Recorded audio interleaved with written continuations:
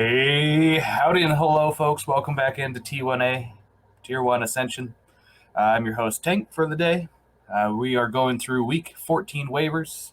We have made it to the last regular week of fantasy football, the last bye week we've got to suffer through.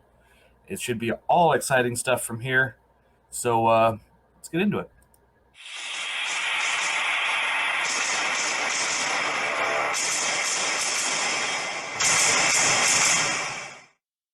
All right. So like I said, week 14 waivers. The last week of regular fantasy week for most leagues. There's some crazy people out there that are week 18 championship weeks, or some of their playoffs started this week, which to me that's absolute insanity. Let's see who we got on the waivers this week. First up is going to be Brock Purdy. He did pretty good. Easy joke. Had to go for it. I think it's time to spin big on Brock Purdy. Jimmy G's injury, although it doesn't sound like it's going to be a broken foot permanent thing that's going to take him out for the whole year, it's going to take him out for the fantasy year. It's a Liz Frank injury, I believe, and by the time he's getting recovered or at least able to perform, it's going to be actual NFL playoffs. Then it's not going to have any relevance on what we're doing in fantasy. So he's going to have a solid team around him. They've got a great defense to keep the ball in his hands, even if he turns it over. He's got weapons on every level, multiple wide receivers, fantastic tight end, good offensive line, a couple running backs that can run. They can, do a predominant run game to get them through a lot of their next schedule. So it's looking pretty solid for Brock. And could be great, especially in like a Superflex league where you might have lost Lamar or Jimmy or have Russ or Matt Ryan. He came in and did a pretty good job. 25 of 37 for passing, 210 for yardage, 2 touchdowns and an interception. That's pretty serviceable. Looking on the other side of that, 2 touchdowns. You're probably getting 1 to your running back, 1 to your wide receiver core. That's all right on a week, especially for a backup. It's not saying he can't get 3 and get somebody else 1, but I really think the Niners are going to look to dominate with their defense and the rushing game. So Jordan Mason could be a good play in the playoffs as well. If you're liking this, please subscribe. Please give us a like. Turn on the notifications to see what kind of wacky stuff we're going to be doing in this off season, and feel free to leave a comment. Let me know how I'm doing.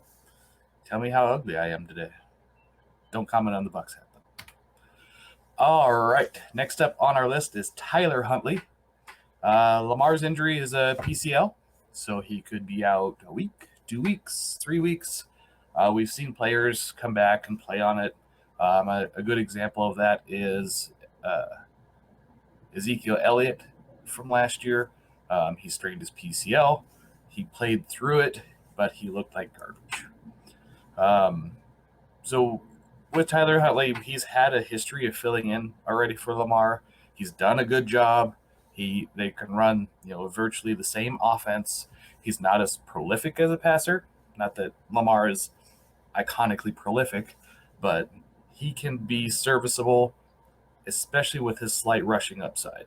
He's going to get you that 40 to 70 yards a game rushing, touchdown maybe or 2. Hopefully JK's back in the mix here and really helps bolster their rushing ability, but he's also Huntley's also going to get you about 200 yards passing. Currently rostered in 4% of leagues. Most often, he's going to be out there for you this week to pick up. John Wolford. Looks like I got a whole slew of quarterbacks because of this last week's injuries. He's definitely going to be a more serviceable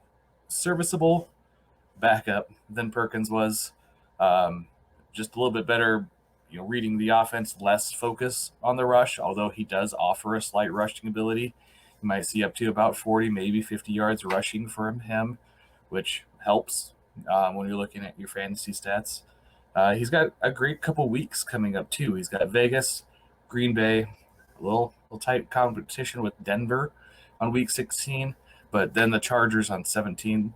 So it could be something that we're really excited to see, or if he's just going to help cover you for the next couple weeks as somebody else is coming back from a bye this week, or somebody needs to be sat for a really difficult matchup.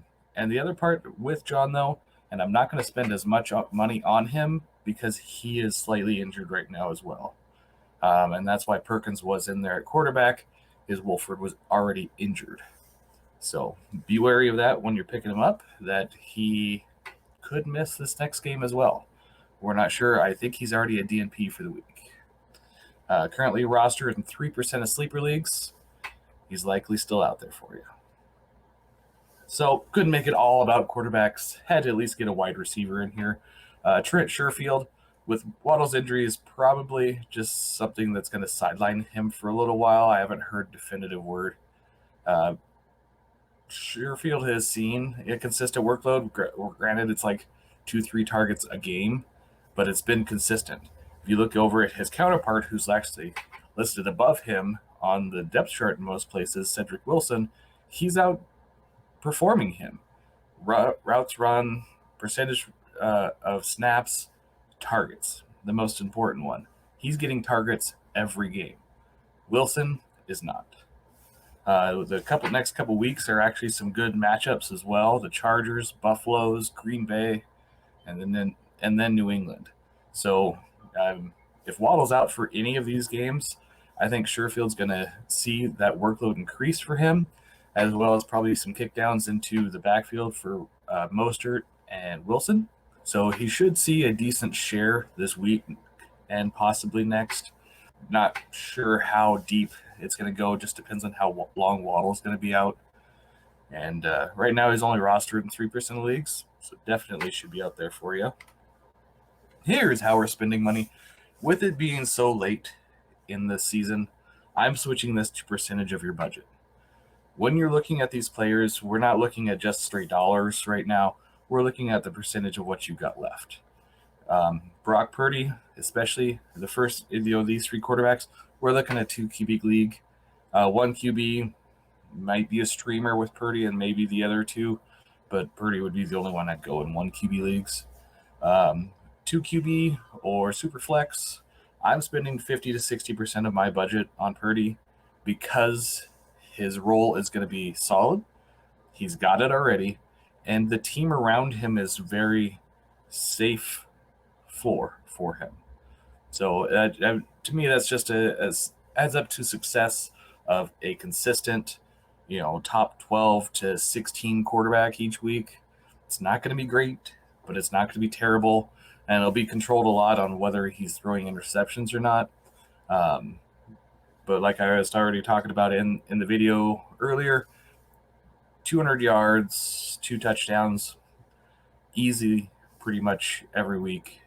It'll just be the amount of attempts and whether or not he's throwing interceptions that really affect those numbers. Tyler Huntley, 20 to 30%. PECL for Lamar is not permanent, so he could be back the last 2 games of the fantasy playoffs. He could be back next week for week 15, but I would say likely week 14, Lamar is out, Huntley is in. So that's why I'm going 20 to 30% of my budget just to pick him up. Wolford, I kind of told you my hesitancies on him already. Still worth a grab, 12 to 25% of your budget. And you could see him have some role here and there. And again, it depends on who you have at quarterback. If you have no one, he's much better than no one. His 12 to 15 to 18 points he might get you is going to be better than what you're probably flexing with even if you have his if you have his wide receiver Van Jefferson, and he's always forecasted for 9 to 10 points, but how often are you getting that? Where a quarterback, that's why Superflex are so fun. You get a little bit more point upside from having the QB in. Trent Sherfield, just depends on how needy you are a wide receiver. This week he could be a great fill-in.